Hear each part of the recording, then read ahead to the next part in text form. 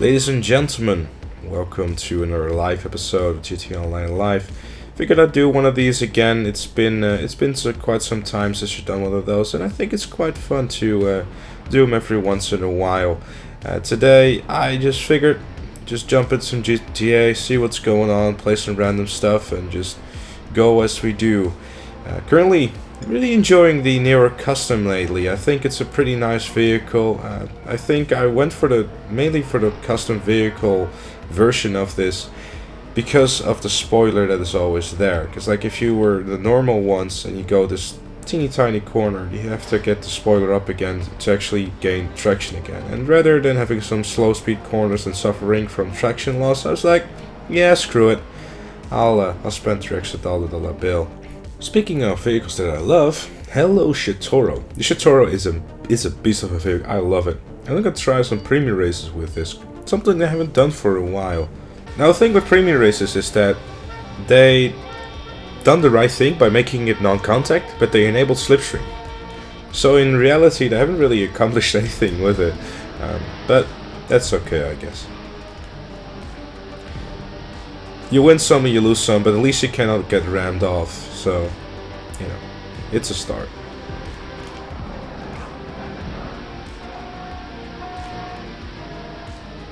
And I fucked it. So another thing, while I sit here at 8th place, struggling and trying to pull myself to the first place, where I have 3 laps for, so I should be alright. It's kind of like the decline that we are seeing in content yet again in GTA Online. Because like last year, from January onwards, kind of like, well, December was like the last DLC we pretty much got, and after that there's a drive patch. This drive patch is once again happening in GTA Online right now. It's a bit of a shame, because like last year, you probably remember that pretty vividly, where we had the January drop where you got a few vehicles and the drop zone, you know, that came out. But that was really it. But now, we actually don't get anything, and I think this is a huge shame. I know this kind of just gives an idea of what we can expect going forward. I mean, it could go 2 ways. Either they're, like, you know, preparing some big update, or this is kind of like how GTA Online is going to continue on from now on. And it's quite a shame, because, like, there's still a lot of potential within GTA Online. There's a lot of cool stuff that can still, you know, be made for it. There's a ton of ideas people still probably have. I know it's a 3-year-old game, but Red Dead 3 is very, very far away. And it would be a shame that, you know, that it wasn't gonna be done anything to it anymore. Another great thing that has a lot of potential is premium races or anything premium like that. But I was obviously making a suggestion a few months ago whenever premium races came out about premium deathmatches. But the issue with premium premium deathmatches or deathmatches in general nowadays is that it's kind of been ruined by people that use own pickups and, you know, helmets and stuff. And premium deathmatches could work. It definitely could. There could be a lot of stuff that could be, you know, have a bit of a buy-in and then, you know, go on with that. And I think premium races are definitely a lot of fun, and there's a good amount of money to be made in as well if you know what you're doing. Like this one right here, I was able to pull back from an 8th place up until 2nd. The chance of me getting first is very slim because the guy's in front 23 seconds, but it was my own fault. And if you're someone that is confident within races, it's a great way of making some money. I know plenty of people who will use this as a viable way of income. And speaking of income, by the way, these event weeks we had the past few weeks, you can kind of just, I don't know, it's either they're trying to stretch it out and trying to see like, hey, you know, we really want to, you know, keep the ball rolling, but I've never really been a fan of Be My Valentine, and lately I've been playing GTA Online mostly according to what's in the event weeks, because what it brings to event weeks to me is that it kind of just, you know, tells you where all the players are going to be. Because if you want to know where all the players are, just look at the newswire. Whatever there's double cash for something, like for example with the Be My Valentine update, or Till Death Does Us Part adversary mode actually mean, that's where all the players are going to be. And in the other adversary modes there aren't. And if there's a good adversary mode and there's double cash, like with Kill Quota, I'd love to play that. Another thing that's really about deathmatch is that you can have 2 completely different lobbies. You can have a lobby full of bulletproof wearing shitheads, or you can have a lobby where just no one really knows what the hell they're doing.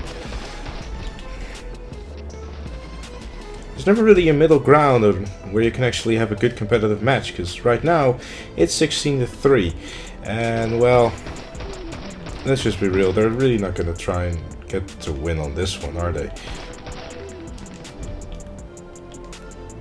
And yes, I know there's probably going to be a bunch of people there in the comments saying, oh, what are you doing playing assisted? Like, yeah, sure, but has anyone ever tried to find a deathmatch in free aim lately? Oh, wait. Didn't go well, did it? I personally prefer free aim a lot more.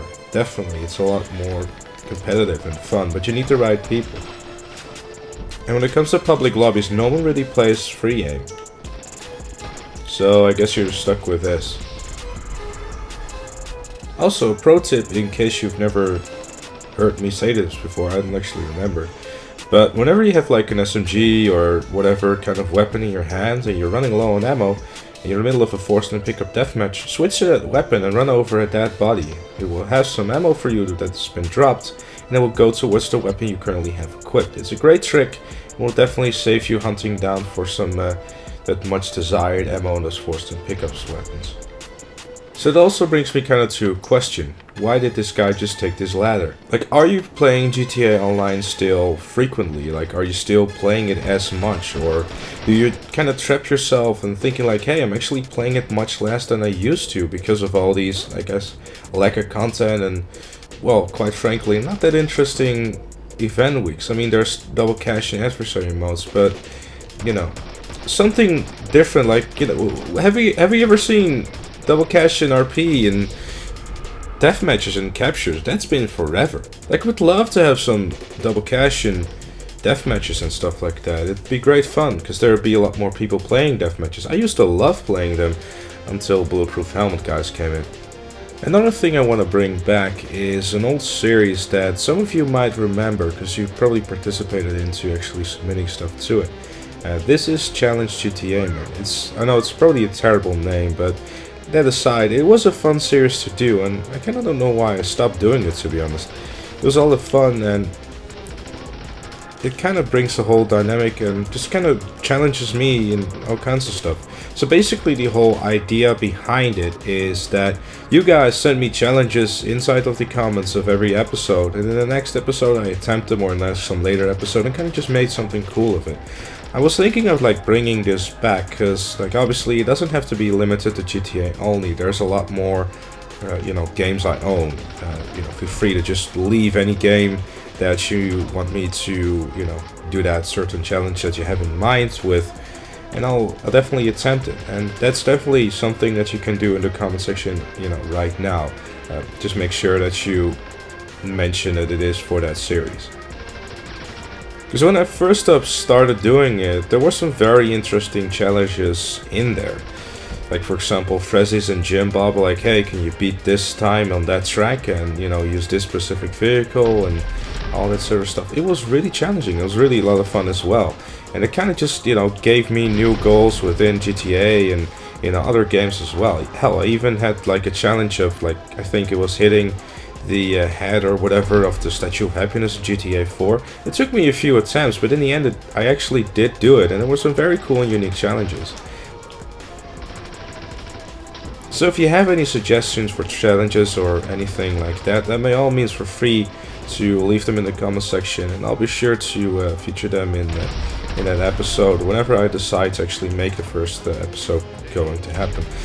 Might make it actually into a weekly thing, I don't know yet, but I want to make it something that's a recurring thing, because I think having like a series or two that comes back and, you know, if people like it, then, you know, it's good to have, because that always means that you have something to upload, you know, because believe it or not, having to upload every like 3 days a week or something like that and coming up with something new can be sometimes quite difficult. I have like a notepad or something where, you know, I keep some stuff in case I don't really have anything to talk about, but I also always just try to do something that's a bit relevant, right? And with this series I could I could like also expand to other games as well. Like for example, Horizon Zero Dawn is coming out next week. Like maybe something as, you know, it might be a bit longer, but in the end I could still say like, hey, I did it. For example, like, you know, beat Horizon Zero Dawn on hardest difficulty or something like that. Small things like that that still, you know, like hey, you know, I can do it, or like, you know, get a certain amount of kills in this or that. Go crazy. Not too crazy, because obviously you don't, you know, not like, you know, beat Skyrim with a stick or something like that. You know, it has to be doable in a certain time span, and not, you know, I don't want to.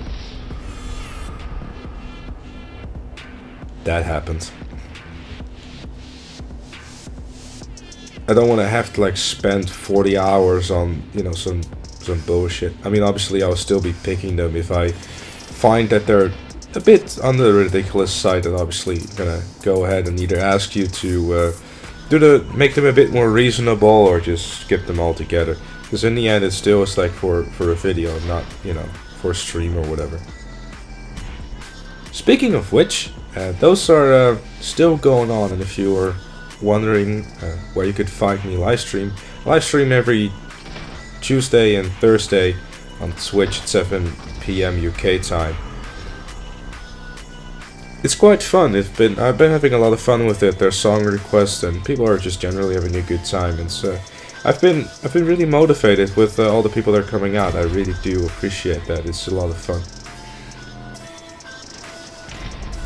And speaking of motivation, if there's one thing that has been definitely motivating me, is looking at the statistics of February for YouTube. Up until... Fucking pedestrians! I'm talking here! Up until February 20th, I've gained 1,300 subscribers. Yes, even I don't believe that. The channel is doing extremely well, and I am nothing more or nothing short of grateful. Like, I am...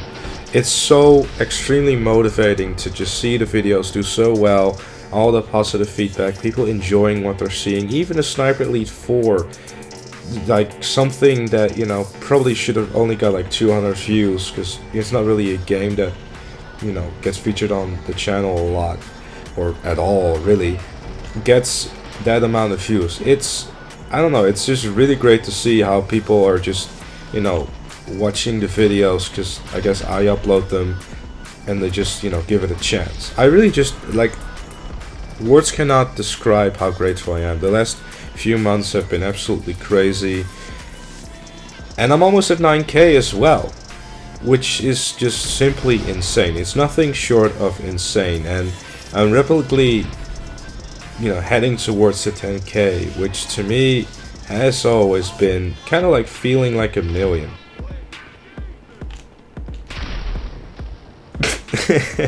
I guess he didn't have a good time there.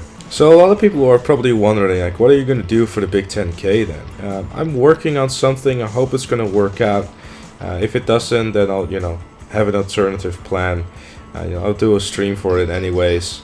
It would be cool. I don't know, like, for 10k, I just feel like, you know, it's been going so fast. Hell, I couldn't even do an 8k special, because I'd probably be sitting there 2 weeks later doing another special for 9k, because I'm almost there as well. So apart from me looking pretty fly for the white guy in this amazing outfit that I definitely ripping off for a certain other more popular YouTube than me, I want to thank everyone for tuning in, and once again, thank you all so much for your continued support. If you want to leave a suggestion for the channel's GTA Man series, then by all means feel free to leave them in the comment section down below. Of course, this is restricted to gaming and not for any in real life stuff, because that's just a really bad idea.